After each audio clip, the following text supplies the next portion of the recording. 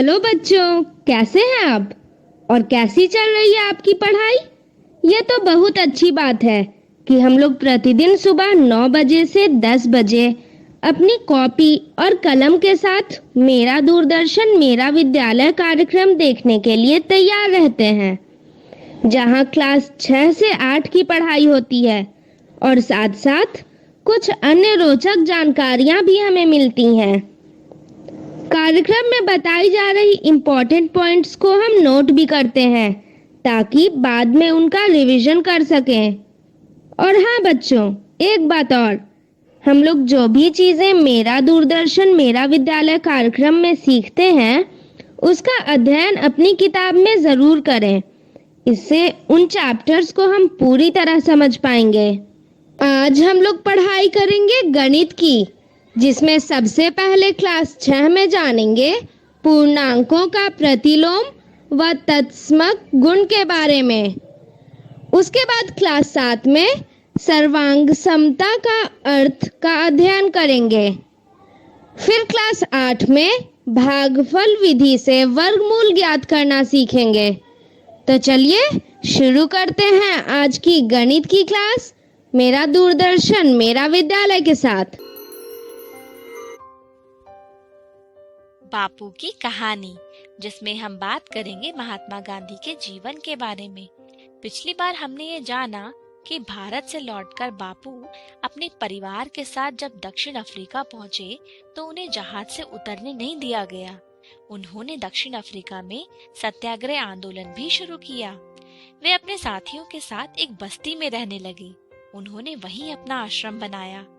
अंग्रेज सरकार के बनाए अन्यायपूर्ण कानूनों के खिलाफ उन्होंने आवाज उठाई और आंदोलन शुरू किया। फिर अंग्रेज सरकार द्वारा कानून वापस लिया गया। गांधी जी भारत लौटने की तैयारी में लग गए।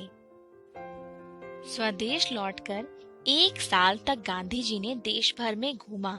लोगों की हालात उनके पास जाकर वो समझते रहे। हिंदुस्तान की दुर्दशा को करीब से समझने लगे और आखिर में वे अहमदाबाद में बसे और वहीं सत्याग्रह आश्रम बनाया।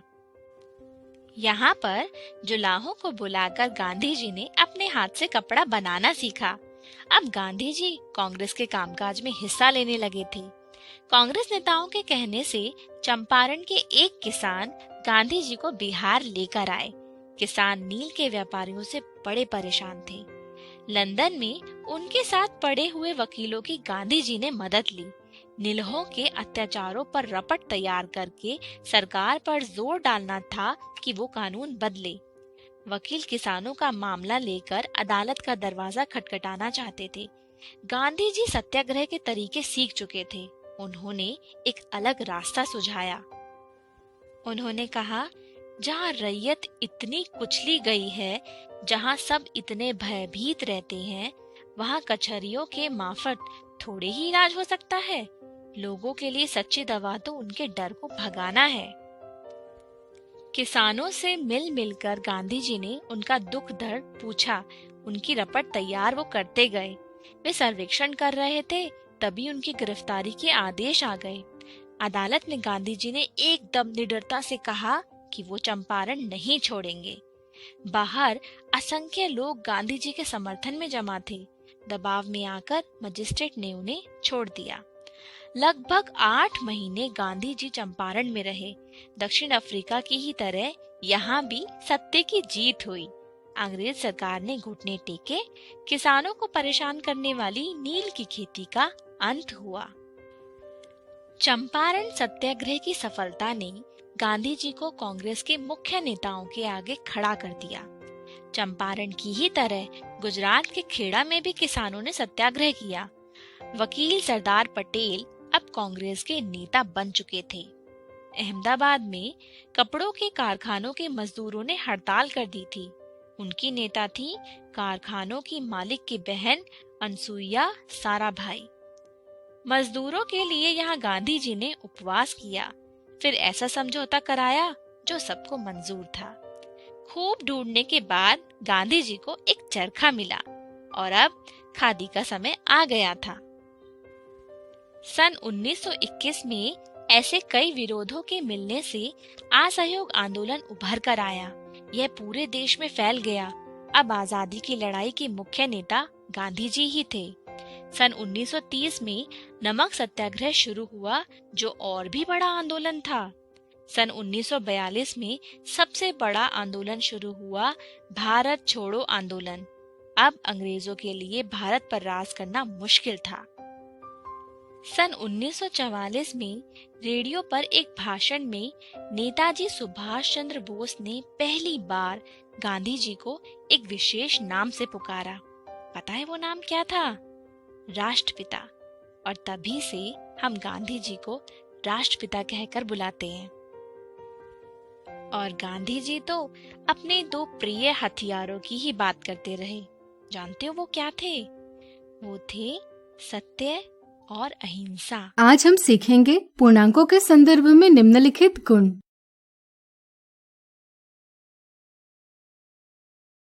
क्या आपने कभी सोचा है कि किसी पूर्णांक का शून्य के साथ योग क्या आएगा? चलिए जानते हैं। मान लीजिए एक सेब का मान है धन 1 और एक संतरे का मान है ऋण 1। जब टोकरी में एक भी फल नहीं होगा तो हम कहेंगे कि टोकरी का मान 0 है। अब अगर हम टोकरी में 10 सेब रखते हैं तो टोकरी का मान क्या होगा?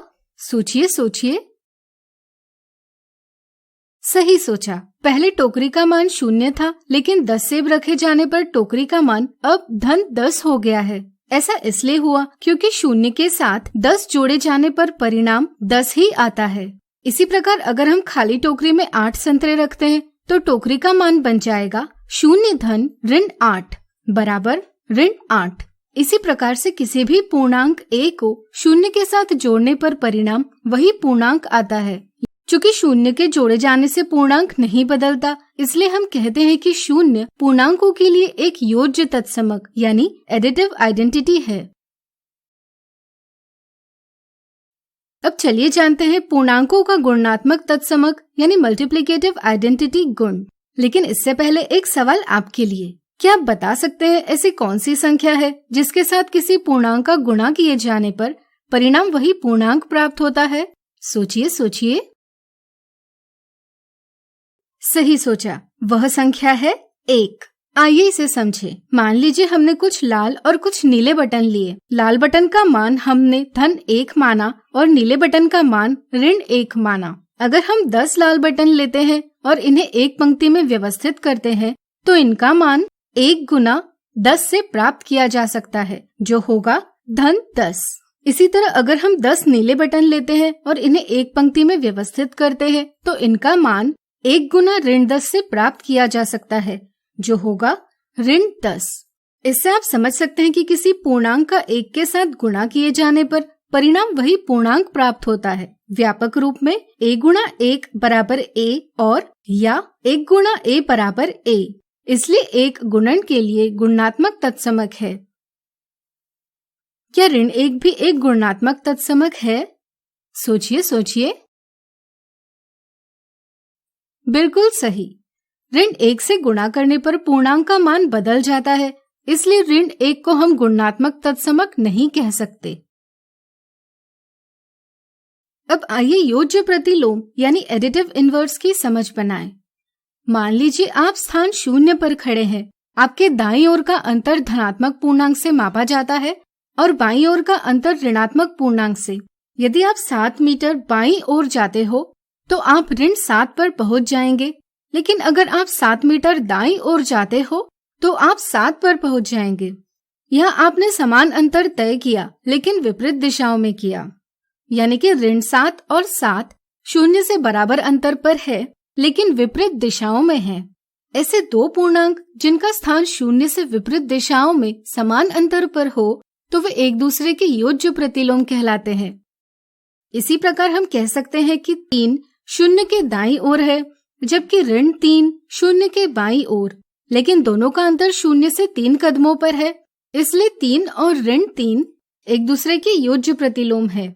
जरा सोचिए, ऐसी संख्याओं के योग का परिणाम क्या होगा? सोचिए। सही सोचा, ऐसी संख्याओं का योग होता है 0। इसलिए हम यह भी कह सकते हैं कि ऐसे दो पूर्णांक जिनका योग 0 हो एक दूसरे के योज्य प्रतिलोम कहलाते हैं। तो आज हमने सीखा पूर्णांकों के संदर्भ में निम्नलिखित गुण। एक दिन कक्षा में पहेलियों का खेल खेला जा रहा था। राजेश ने आगे आकर पहेली सुनाई। मैं एक ऐसी संख्या हूँ जो 1 से गुणा कर ऋण 10 गुणनफल देती हूँ, पहचानिए मैं कौन हूँ। इस पर मिताली ने ऋण 10 जवाब दिया। क्या मिताली का जवाब सही है? आइए इस पहेली को गणितीय रूप में व्यक्त करें। हमें एक ऐसी संख्या का पता करना है जो 1 से गुणा कर गुणनफल ऋण 10 देती है। क्या आप बता सकते हैं कि रिक्त स्थान पर कौन सी संख्या आएगी? सोचिए। चलिए हम बताते हैं। एक गुणन के लिए गुणात्मक तत्समक यानी मल्टीप्लिकेटिव आइडेंटिटी है, यानी कि किसी पूर्णांक का 1 के साथ गुणा किए जाने पर परिणाम वही पूर्णांक प्राप्त होता है। व्यापक रूप में 1 गुणा a बराबर a। इस समझ के साथ हम पता कर सकते हैं कि रिक्त स्थान पर संख्या ऋण 10 लिखी जाएगी, यानी कि मिताली ने पहेली का सही जवाब दिया है। अगला उदाहरण। एक प्रतियोगिता में सही जवाब के लिए धन 1 अंक दिया जाता है और गलत जवाब देने पर ऋण 1 अंक दिया जाता है। विपुल ने इस प्रतियोगिता में 24 सवालों के सही जवाब दिए और कुछ सवालों के गलत जवाब दिए। यदि प्रतियोगिता में उसे 0 अंक प्राप्त हुए होंगे तो पता कीजिए उसने कितने सवालों के गलत जवाब दिए। प्रतियोगिता में सही जवाब के लिए धन 1 अंक दिया जाता है और गलत जवाब देने पर ऋण 1 अंक दिया जाता है। चूंकि विपुल ने 24 सवालों के सही जवाब दिए हैं, इसलिए इन जवाबों के लिए विपुल को 24 गुना धन 1 बराबर धन 24 अंक दिए जाएंगे। हमें पता करना है कि उसने कितने सवालों के गलत जवाब दिए, जिससे उसके कुल अंक 0 हुए। हम कह सकते हैं कि सही जवाबों से प्राप्त अंक धन गलत जवाबों से प्राप्त अंक बराबर 0, यानी कि धन 24 धन गलत जवाबों से प्राप्त अंक बराबर 0। तो बताइए गलत जवाबों से प्राप्त अंक कितने होंगे? सोचिए। चलिए हम बताते हैं। किन्हीं भी 2 पूर्णांकों का योग 0 तब आता है जब वे एक दूसरे के योज्य प्रतिलोम यानी एडिटिव इनवर्स होते हैं। धन 24 का योज्य प्रतिलोम उसका चिन्ह बदलकर प्राप्त किया जा सकता है, जो होगा ऋण 24। इस प्रकार से हम कह सकते हैं कि विपुल को गलत जवाबों से प्राप्त अंक है ऋण 24। चूंकि एक गलत जवाब देने पर ऋण 1 अंक दिया जाता है, इसलिए ऋण 24 अंकों के लिए जरूर विपुल ने 24 गलत जवाब दिए होंगे। आज हमने देखे पूर्णांकों के निम्नलिखित गुणों के उदाहरण। मिथ्या धारणा 1। गुणात्मक तत्समक यानी मल्टीप्लिकेटिव आइडेंटिटी के संदर्भ में निम्नलिखित में से क्या सही है? कई बार बच्चों को योज्य तत्समक यानी एडिटिव आइडेंटिटी और गुणात्मक तत्समक की समझ में उलझन होती है। इस उलझन के कारण कई बार 0 को एक गुणात्मक तत्समक और 1 को योज्य तत्समक समझा जाता है। यह एक गलत समझ है, इसलिए ऑप्शन 1 गलत जवाब है। इसी तरह 1 के साथ साथ ऋण 1 को भी गुणात्मक तत्समक मान लिया जाता है। बच्चे यह नजरअंदाज करते हैं कि ऋण 1 से गुणा करने पर संख्या का चिन्ह बदलता है। वे सिर्फ सांख्यिक मान यानी न्यूमरल वैल्यू के आधार पर समझते हैं कि ऋण 1 भी गुणात्मक तत्समक है। यह एक गलत समझ है, इसलिए ऑप्शन 2 गलत जवाब है। सही समझ यह है कि 1 से किसी पूर्णांक का गुणा किए जाने पर परिणाम वही पूर्णांक प्राप्त होता है, इसलिए 1 पूर्णांकों के लिए गुणात्मक तत्समक है, यानी कि सही जवाब है ऑप्शन 3। मिथ्या धारणा 2। 0 एक योज्य तत्समक है, इस कथन के लिए कौन सा उदाहरण सही है? कुछ बच्चे यह नजरअंदाज करते हैं कि योज्य तत्समक योग का गुण है। ऑप्शन 2 में ऋण 4 से 0 का व्यवकलन करने पर परिणाम ऋण 4 ही आया है, लेकिन यहाँ व्यवकलन किया जा रहा है न कि योग, इसलिए यह उदाहरण 0 एक योज्य तत्समक है इस कथन के लिए उपयुक्त नहीं है, यानी कि दिए सवाल का ऑप्शन 2 यह गलत जवाब है। इसी तरह कुछ बच्चे यह समझ लेते हैं कि 0 को किसी भी पूर्णांक से गुणा किया जाने पर परिणाम 0 आता है, इसलिए 0 एक योज्य तत्समक है। यह गलत समझ है। इस समझ के कारण ऑप्शन 1 यह जवाब दिया जाता है। कुछ बच्चों को योज्य तत्समक और योज्य प्रतिलोम यानी एडिटिव इनवर्स के समझ में उलझन होती है। इस कारण वे योज्य तत्समक गुण का सही उदाहरण ऑप्शन 3 मान लेते हैं, जो कि गलत जवाब है। ऑप्शन 3 में दिया उदाहरण योज्य प्रतिलोम गुण के लिए उपयुक्त उदाहरण है। यह उदाहरण दर्शाता है कि 4 और ऋण 4 एक दूसरे के योज्य प्रतिलोम है। सही समझ यह है कि शून्य के साथ किसी भी पूर्णांक के जोड़े जाने पर परिणाम वही पूर्णांक आता है।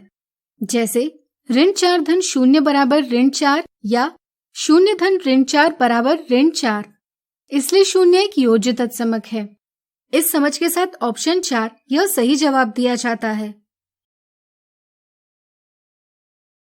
आज हमने देखी पूर्णांकों के निम्नलिखित गुणों से संबंधित मिथ्या धारणाएं। कोरोना से डरे नहीं, एहतियात बरते।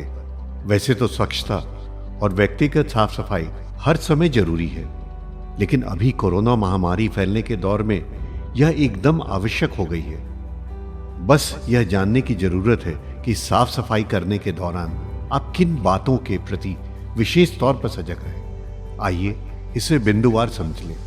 हाथ को अच्छी तरह से साबुन पानी या हैंड वॉश से कम 20 सेकंड तक धोएं या अल्कोहल सैनिटाइजर से साफ करें। होटल या किसी कार्यालय में जाएं तो वहां उपलब्ध हैंड वॉशिंग प्रोटोकॉल के अनुसार अपने हाथों को साफ करें।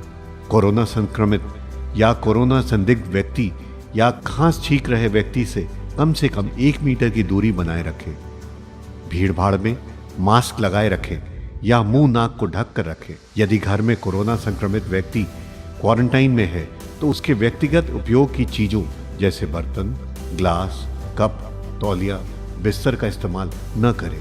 फर्श और अन्य सतहों को घर में रोजाना प्रयोग किए जाने वाले ब्लीच घोल या फिनाइल से साफ करते रहें। शौचालय को भी घर में रोजाना प्रयोग किए जाने वाले ब्लीच घोल या फिनाइल से साफ करते रहें। ऑनलाइन सामान मंगाने पर डिलीवरी करने वाले व्यक्ति नियमित आने वाले घरेलू सामान जैसे दूध, अखबार इत्यादि के लिए सुरक्षात्मक तरीके अपनाएं। बस, ट्रेन, ऑटो, टैक्सी, दुकान के काउंटर के संपर्क में आने पर भी एहतियात बरतें। जनहित में जारी राज्य स्वास्थ्य समिति बिहार। अधिक जानकारी के लिए संपर्क करें टोल फ्री नंबर 104। आज हम सीखेंगे सर्वांग समता का अर्थ।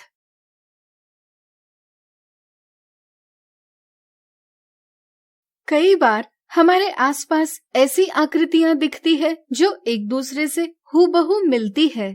जैसे इन 2 पत्तों को देखिए, क्या इनमें कोई अंतर है? सोचिए सोचिए। ध्यान से देखने पर आप पाएंगे कि वे दोनों एकदम एक जैसे हैं। अगर हम इन्हें एक के ऊपर दूसरे को रखें तो वे एक दूसरे को पूरी तरह से ढक लेते हैं। एक आकृति दूसरी आकृति को सिर्फ उस स्थिति में पूरी तरह से ढकती है जब दोनों आकृतियों का आकार यानी शेप एवं माप यानी मेजर बराबर हो। ऐसी आकृतियां जो एक दूसरे को पूरी तरह से ढक ले यानी कि जिनका आकार एवं माप बराबर हो, वे सर्वांग सम यानी कॉन्ग्रुएंट आकृतियां कहलाती है। 2 आकृतियां सर्वांग सम होने के संबंध को सर्वांग समता यानी कॉन्ग्रुएंस कहते हैं और इस संबंध को दर्शाने के लिए हम इस चिन्ह का प्रयोग करते हैं। ध्यान रहे, द्विमीय आकारों यानी 2D शेप्स की तरह त्रिविमीय आकार यानी 3D शेप्स भी सर्वांग सम हो सकते हैं। जैसे ये 2 शंकु यानी कोन जिनके आकार एवं माप बराबर है, इसलिए ये सर्वांग सम है। इस वीडियो में हम सिर्फ द्विमीय आकारों की सर्वांग समता की चर्चा करेंगे। अगर हम इन आकृतियों की बात करें तो यहाँ भी आप देख सकते हैं कि दोनों के आकार एवं माप हूबहू मिलते हैं, इसलिए ये दोनों आकृतियां भी सर्वांग सम है। अब कुंजियों यानी कीज की इन 2 आकृतियों को देखिए। इन्हें देखकर क्या आपको लगता है कि ये भी सर्वांग सम है? सोचिए सोचिए। पता करने के लिए हम किसी एक आकृति को दूसरी पर ठीक प्रकार से व्यवस्थित करने का प्रयास करेंगे। जैसा कि आप देख सकते हैं कि दोनों कुंजियां एक दूसरे को सटीक रूप से नहीं ढकती, यानी कि इनका आकार एवं माप बराबर नहीं है, इसलिए ये सर्वांग सम नहीं है। दो आकृतियां सर्वांगसम नहीं है, यह दर्शाने के लिए हम इस चिन्ह का प्रयोग करते हैं। अब आप दिए चित्रों को देखकर ज्ञात कीजिए कि कौन से चित्रों में सर्वांगसम आकृतियां दर्शाई है और कौन से चित्र में सर्वांगसम आकृतियां नहीं हैं। वीडियो रोककर आप इसे स्वयं हल कीजिए। क्या आप बता सकते हैं हम दी आकृति की सर्वांगसम आकृति कैसे बना सकते हैं? सोचिए सोचिए। चलिए हम बताते हैं। हम अक्ष यानी ट्रेस कॉपी द्वारा एवं कार्बन कागज के उपयोग से बना सकते हैं। इसी के साथ हम ज्यामिति की सहायता से रचना द्वारा भी किसी आकार का सर्वांगसम आकार खींच सकते हैं। अब चलिए ज्यामिति यानी ज्योमेट्री की कुछ आकृतियों के सर्वांगसमता की जांच करें। क्या दो रेखाखंड यानी लाइन सेगमेंट सदैव सर्वांगसम होते हैं? सोचिए सोचिए। चलिए हम बताते हैं। रेखाखंडों की लंबाई सीमित होती है। जब दो रेखाखंडों की लंबाई समान होती है, जैसे यहाँ रेखाखंड AB बराबर 3 सेंटीमीटर है और रेखाखंड CD बराबर 3 सेंटीमीटर है, तब वे एक दूसरे को पूरी तरह से ढक लेते हैं। ऐसी स्थिति में वे सर्वांगसम होते हैं, जिसे हम इस प्रकार दर्शाते हैं। अगर लंबाइयां समान न हो, जैसे मान लीजिए रेखाखंड EF बराबर 3 सेंटीमीटर है और रेखाखंड GH बराबर 5 सेंटीमीटर है, तब वे एक दूसरे को पूरी तरह से नहीं ढकते। ऐसी स्थिति में दो रेखाखंड सर्वांगसम नहीं होते, जिसे हम इस प्रकार लिखते हैं।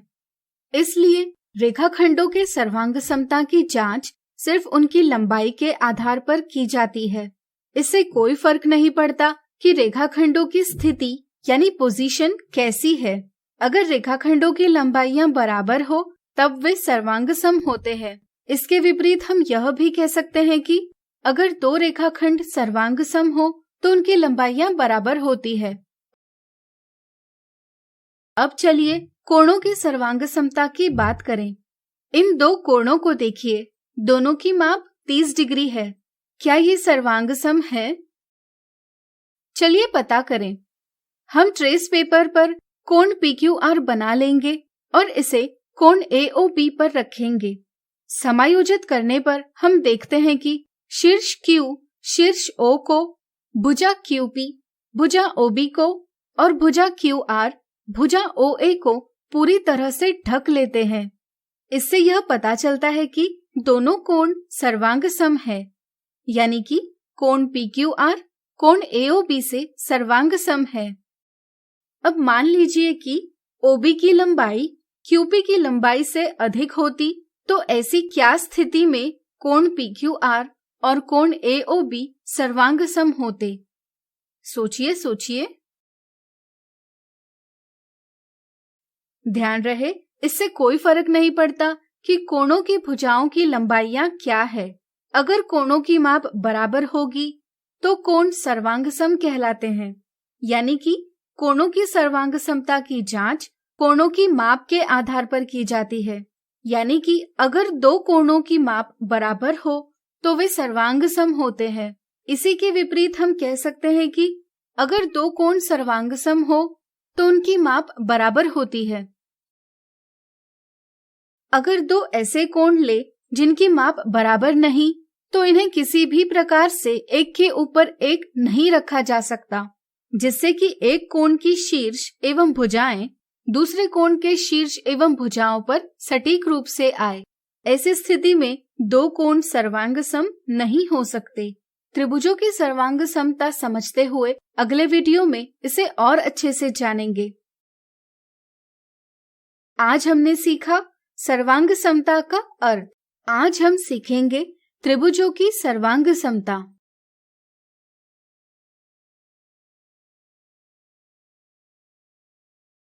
मान लीजिए हमने एक ही सेट स्क्वायर से इस प्रकार दो त्रिभुज BCD और त्रिभुज OPQ खींचे।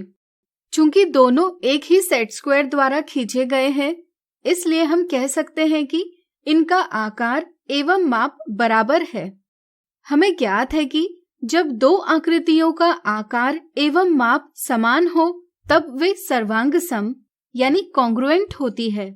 इस तरह से यहाँ त्रिभुज BCD और त्रिभुज OPQ सर्वांग सम है। अगर हम इन त्रिभुजों को काट लेते हैं तो इनकी सर्वांग समता की जांच इन्हें एक के ऊपर एक रखकर की जा सकती है, लेकिन हम इन्हें जैसे चाहे वैसे एक के ऊपर एक नहीं रख सकते। हमें इन्हें एक के ऊपर एक रखते हुए उचित प्रकार से समायोजित भी करना होगा, जिससे कि वे एक दूसरे को सटीक रूप से ढक ले। लेकिन यहाँ ऐसा केवल उस स्थिति में संभव है जब हम शीर्ष B को O पर, शीर्ष C को शीर्ष P पर और शीर्ष D को शीर्ष Q पर रखते हैं। केवल ऐसा करने पर ही त्रिभुज BCD त्रिभुज OPQ को पूरा ढक लेता है और यह स्पष्ट होता है कि त्रिभुज BCD और त्रिभुज OPQ सर्वांग सम है।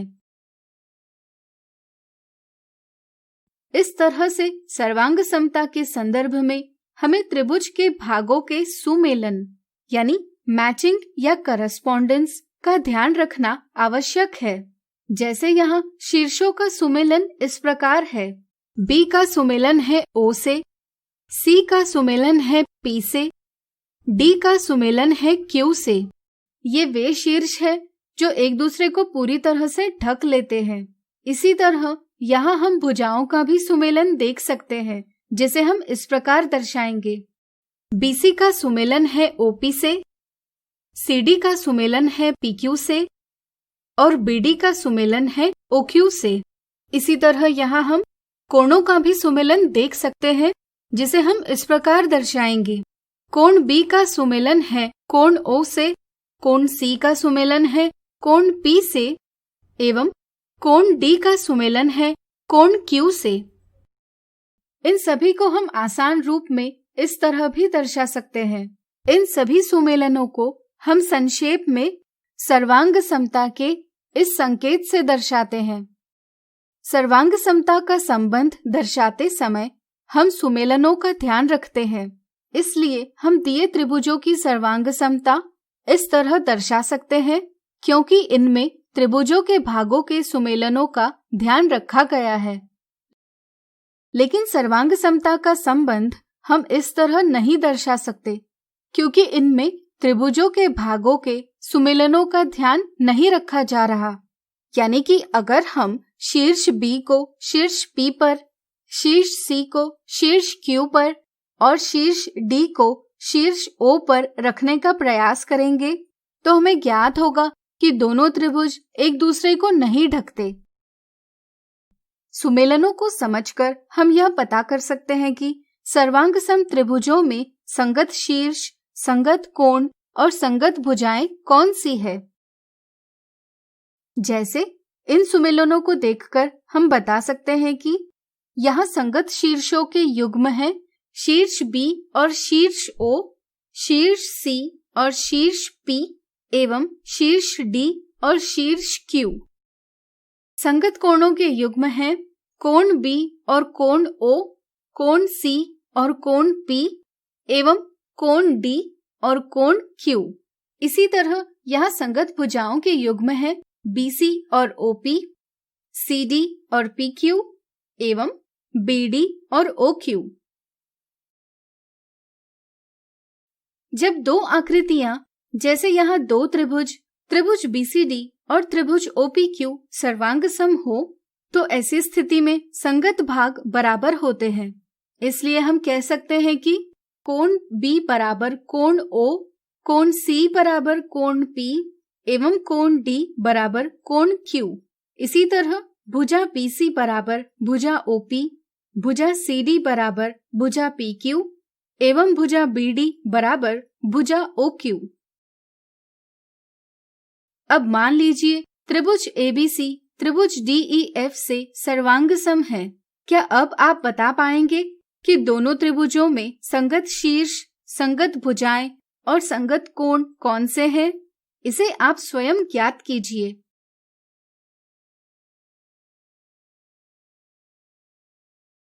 हम प्रत्येक स्थिति में एक त्रिभुज को दूसरे पर रखकर यह पता नहीं कर सकते कि दोनों त्रिभुज सर्वांग सम है अथवा नहीं। ऐसी स्थिति में हमें त्रिभुजों की सर्वांग समता के प्रतिबंध सहायता करते हैं। इन्हें हम आने वाले वीडियो में पढ़ेंगे। तो आज हमने सीखा त्रिभुजों की सर्वांग समता। दो त्रिभुज, त्रिभुज एबीसी और त्रिभुज YZX इस सुमेलन यानी मैचिंग और करस्पॉन्डेंस के अंतर्गत सर्वांग सम यानी कॉन्ग्रुएंट है। इनके सभी संगत सर्वांग सम भाग यानी करस्पॉन्डिंग कॉन्ग्रुएंट पार्ट्स ज्ञात कीजिए। हमें दिया गया है कि इस सुमेलन के अंतर्गत त्रिभुज एबीसी त्रिभुज YZX से सर्वांग सम है। एबीसी सुमेलन है YZX से। इसका अर्थ है कि जब त्रिभुज एबीसी के शीर्ष A, B, C त्रिभुज YZX के शीर्ष Y, Z और X पर इसी क्रम में रखे जाते हैं, तब वे एक दूसरे को पूरी तरह से ढकते हैं। इसलिए संगत सर्वांग सम शीर्ष यानी करस्पॉन्डिंग कॉन्ग्रुएंट वर्टिसेस है A और Y, B और Z, C और X। इसी तरह त्रिभुज एबीसी की भुजाएं AB, BC और AC त्रिभुज YZX की भुजाएं YZ, ZX और YX पर रखे जाते हैं, तब वे एक दूसरे को ढकते हैं। इसलिए दोनों त्रिभुजों की संगत सर्वांग सम भुजाएं हैं AB, YZ, BC, ZX और AC, YX। क्या अब आप त्रिभुज एबीसी और त्रिभुज YZX के संगत सर्वांग सम कोण ज्ञात कर पाएंगे? प्रयास कीजिए। चलिए हम बताते हैं। इनके संगत सर्वांग सम कोण होंगे A और Y, B और Z, C और X।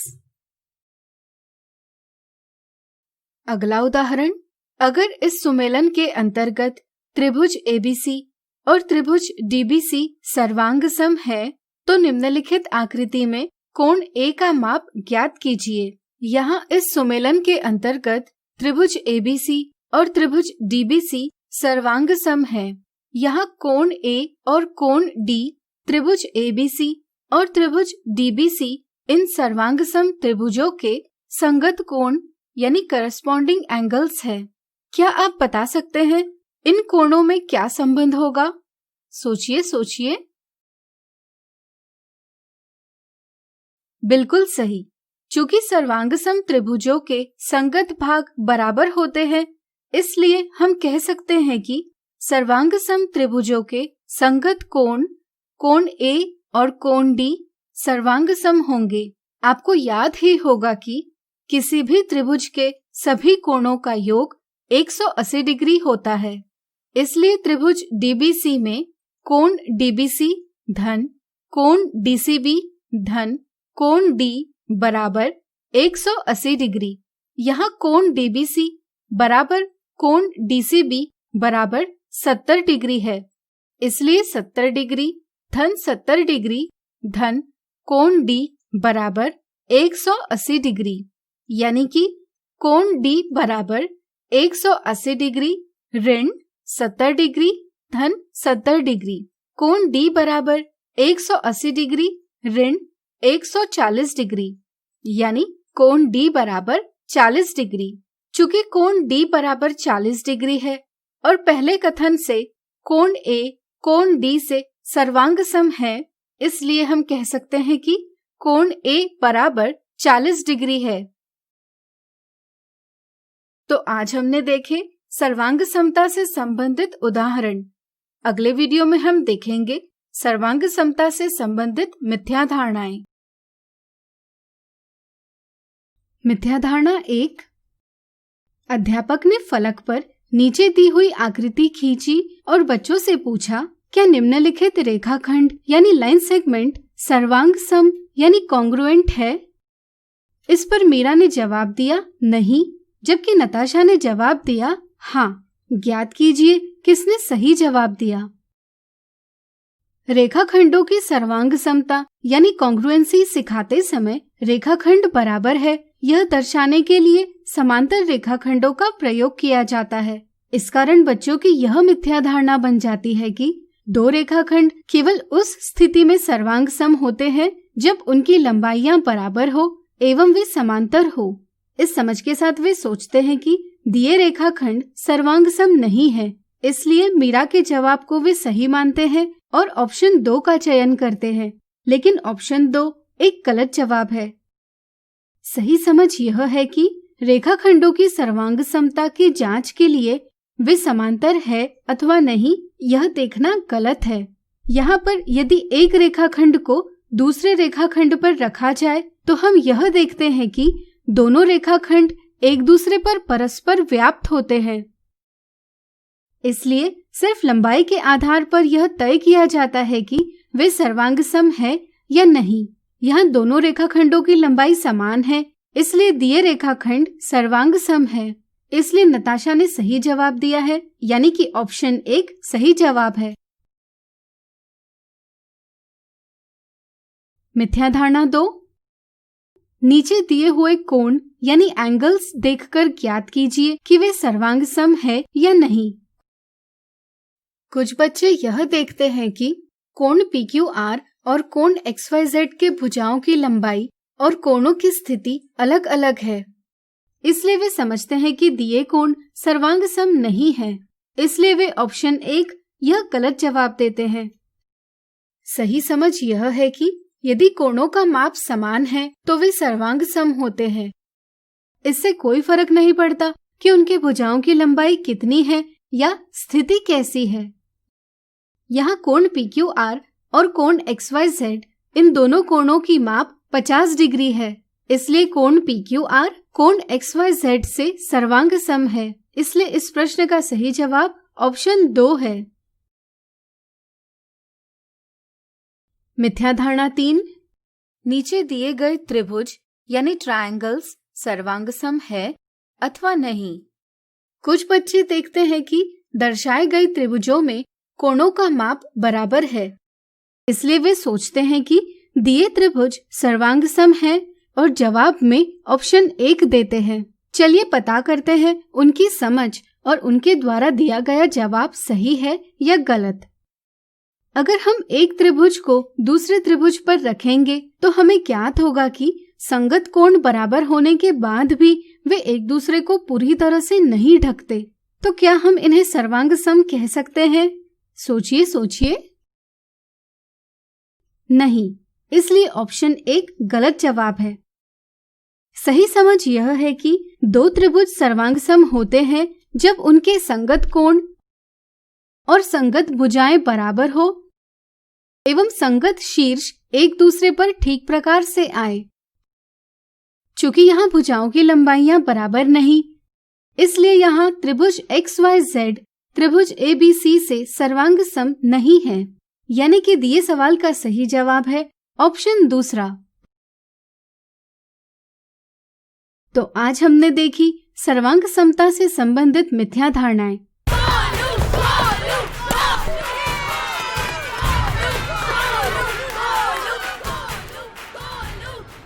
बैटिंग तो अर्जुन कर रहा है, तो सब गोलू के लिए क्यों चीयर कर रहे हैं?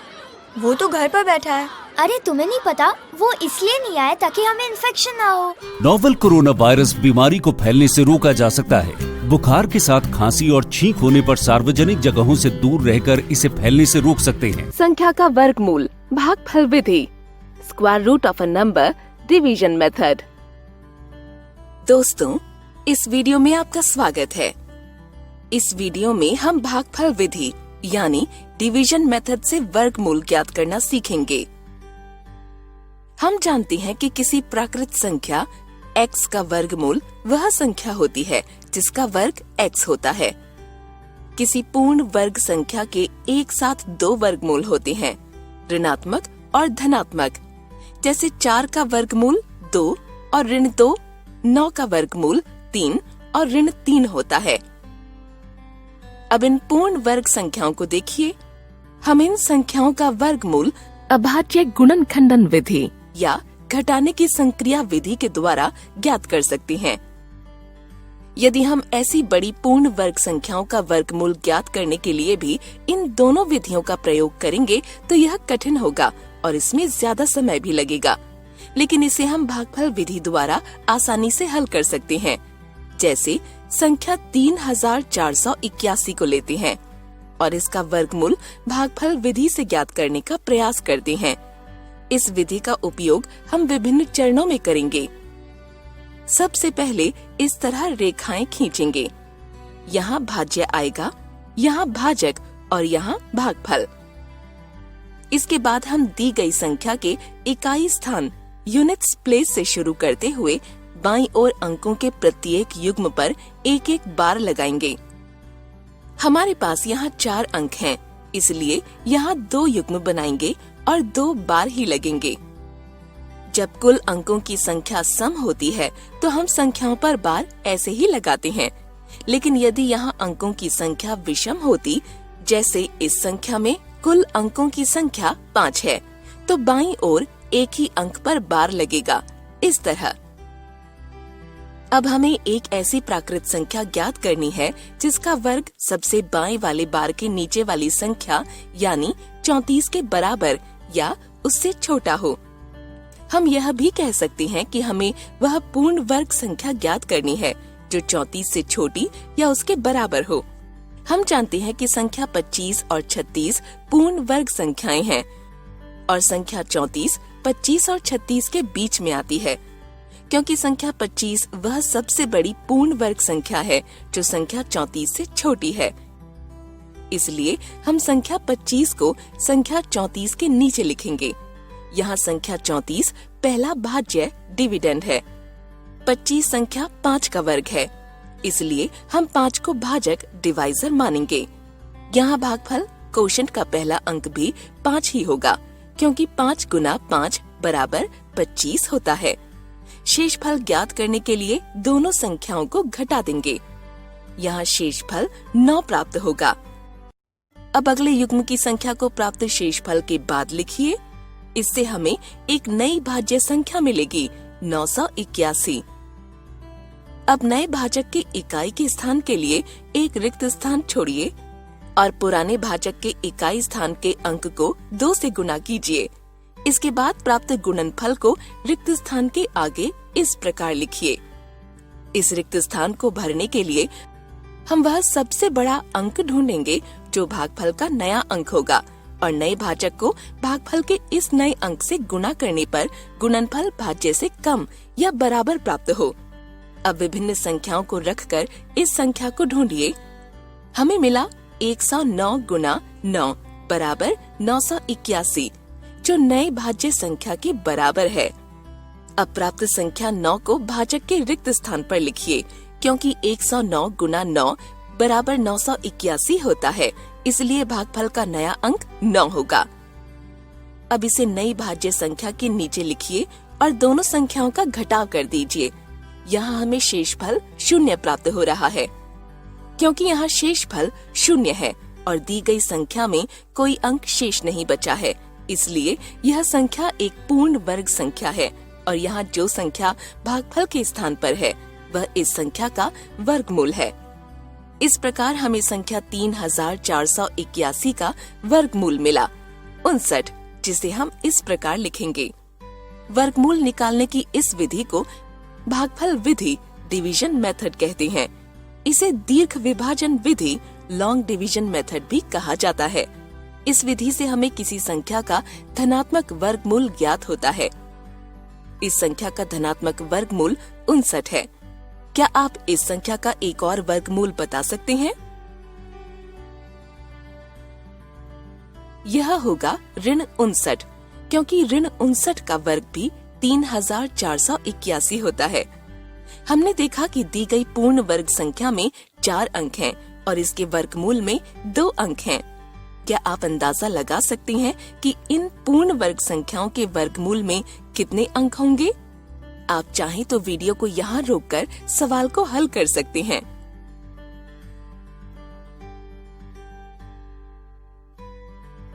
अगर हमारे पास n अंकों का एक पूर्ण वर्ग है और n एक सम संख्या है तो इसके वर्गमूल में n बटा 2 अंक होंगे, और अगर n विषम संख्या है तो इसके वर्गमूल में n जमा 1 बटा 2 अंक होंगे। जैसे इन संख्याओं को देखिए, यहाँ अगर आप ध्यान से देखें तो आप पाएंगे कि पूर्ण वर्ग संख्या के वर्गमूल में अंकों की संख्या उसके अंकों पर लगे बार की कुल संख्या के बराबर है। इस वीडियो में हमने भागफल विधि से वर्गमूल ज्ञात करना सीखा और पूर्ण वर्ग संख्या के वर्गमूल में अंकों की संख्या का अनुमान लगाना सीखा। हेलो दोस्तों, इस वीडियो में आपका स्वागत है। पिछली वीडियो में हमने भागफल विधि से पूर्ण वर्ग संख्या का वर्गमूल ज्ञात करना और उसके वर्गमूल में अंकों की संख्या का अनुमान लगाना सीखा था। इस वीडियो में हम इनसे जुड़े कुछ उदाहरण देखेंगे। आइए पहले उदाहरण को देखते हैं। एक हॉल में 961 कुर्सियां हैं। उन्हें इस प्रकार व्यवस्थित करना है कि प्रत्येक पंक्ति में उतनी ही कुर्सियां हों जितनी की पंक्तियों की कुल संख्या है। तो क्या आप बता सकते हैं इस प्रकार कितनी पंक्तियां बनेंगी? यहाँ हमें 961 कुर्सियों को इस प्रकार व्यवस्थित करना है कि प्रत्येक पंक्ति में उतनी ही कुर्सियां हों जितनी की पंक्तियों की कुल संख्या है। लेकिन यह तभी संभव होगा अगर कुर्सियों की कुल संख्या जो हमें यहाँ 961 दी गई है एक पूर्ण वर्ग संख्या हो। अगर यह पूर्ण वर्ग संख्या है तो इसके वर्गमूल से हमें पंक्तियों और प्रत्येक पंक्ति में कुर्सियों की संख्या प्राप्त हो जाएगी। चलिए भागफल विधि से संख्या 961 का वर्गमूल ज्ञात करें। सबसे पहले हम संख्या 961 के आसपास इस प्रकार से रेखाएं बनाएंगे और इस पर बार लगाएंगे। इस संख्या में अंकों की संख्या विषम है, इसलिए सबसे बाईं ओर के बार के नीचे सिर्फ एक ही अंक होगा। अब एक ऐसी संख्या ढूंढेंगे जिसका वर्ग सबसे बाईं वाली बार के नीचे की संख्या यानी 9 के बराबर या उससे छोटा हो। यहाँ वो संख्या 3 है। 3 इस संख्या का भाजक है और भागफल का पहला अंक भी। 9 को भाज्य की पहली संख्या 9 के नीचे लिखिए और दोनों का घटाव कर दीजिए। यहाँ हमें 0 प्राप्त हो रहा है। प्राप्त शेषफल के आगे अगले बार के नीचे की संख्या को लिखेंगे। अब नए भाजक के इकाई स्थान के लिए एक रिक्त स्थान छोड़िए और पुराने भाजक के इकाई स्थान के अंक को 2 से गुणा कीजिए। इसके बाद प्राप्त गुणनफल को रिक्त स्थान के आगे इस प्रकार लिखिए। इस रिक्त स्थान को भरने के लिए हम वह सबसे बड़ा अंक ढूंढेंगे जो भागफल का नया अंक होगा और नए भाजक को भागफल के इस नए अंक से गुणा करने पर गुणनफल भाज्य से कम या बराबर प्राप्त हो। रिक्त स्थान पर 1 आएगा क्योंकि 61 गुणा 1 बराबर 61 होता है जो कि नए भाज्य के बराबर है। इस प्रकार शेषफल 0 प्राप्त होगा। अब दी गई संख्या में कोई अंक शेष नहीं बचा है। इस प्रकार हमें 961 का वर्गमूल 31 प्राप्त हो रहा है। अतः हॉल में कुर्सियों की कुल 31 पंक्तियां होंगी और हर पंक्ति में 31 कुर्सियां होंगी। आइए अब एक और उदाहरण देखते हैं। वह सबसे छोटी प्राकृत संख्या ज्ञात कीजिए जिसे अगर 1000 में जोड़ा जाए तो हमें एक पूर्ण वर्ग संख्या प्राप्त हो। आप चाहें तो वीडियो को यहाँ रोककर सवाल को हल कर सकते हैं।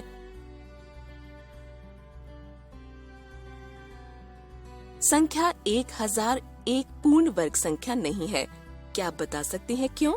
ऐसा इसलिए क्योंकि इस संख्या के अंत में शून्यों की संख्या विषम है और हम जानते हैं कि किसी भी पूर्ण वर्ग संख्या के अंत में शून्यों की संख्या केवल सम होती है। इस प्रश्न को हल करने के लिए चलिए सबसे पहले हम संख्या के 1000 का वर्गमूल भागफल विधि से ज्ञात करते हैं। यहाँ हम देख सकते हैं कि हमें शेषफल 39 प्राप्त हो रहा है। यहाँ शेषफल अशून्य है, अतः 1000 एक पूर्ण वर्ग संख्या नहीं होगी, यानी यहाँ भागफल 31 है। इससे पता चलता है कि 31 का वर्ग 1000 से छोटा है।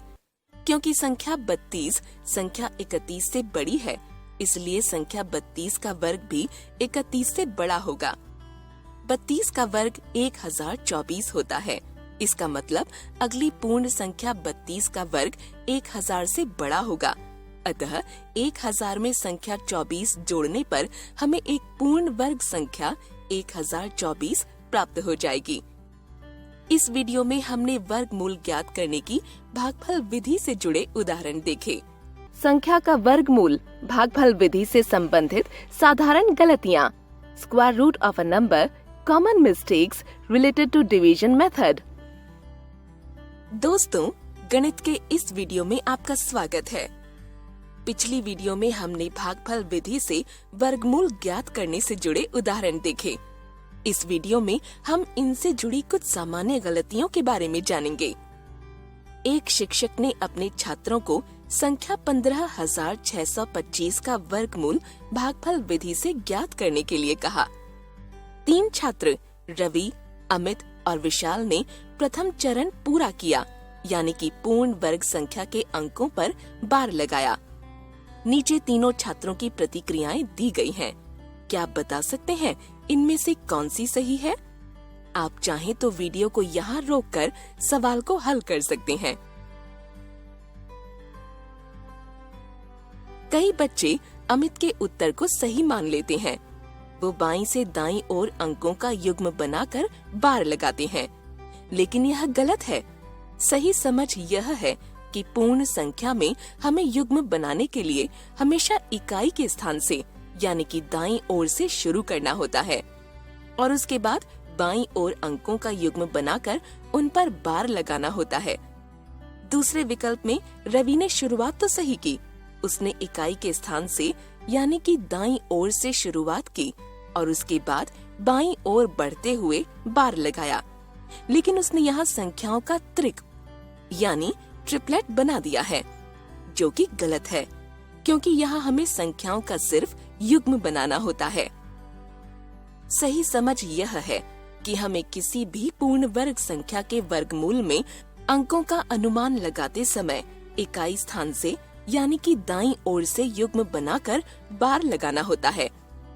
क्योंकि यहाँ अंकों की संख्या विषम है, इसलिए सबसे बाईं ओर के बार के नीचे केवल एक ही संख्या है। इसलिए विशाल का उत्तर विकल्प सी सही है। अब सभी छात्र प्रथम चरण को सही तरीके से करने के बाद दी गई संख्या का भागफल विधि से वर्गमूल ज्ञात करने में लग जाते हैं।